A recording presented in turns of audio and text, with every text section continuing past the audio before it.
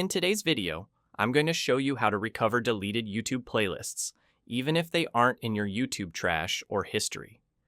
YouTube doesn't offer a built-in recovery feature like Google Drive, so once a playlist is deleted, it's technically gone. But there are a few workarounds that can help you get it back.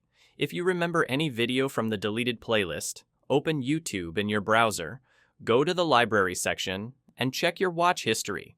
If you find a video that was part of the playlist, you can start rebuilding it by creating a new playlist.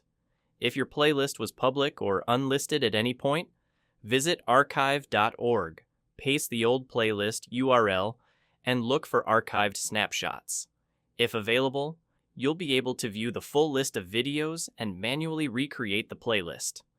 If you no longer have the link, search your old messages, emails, WhatsApp chats, Discord logs, Twitter DMs, or notes where you might have shared it, because without the original URL, recovery isn't possible.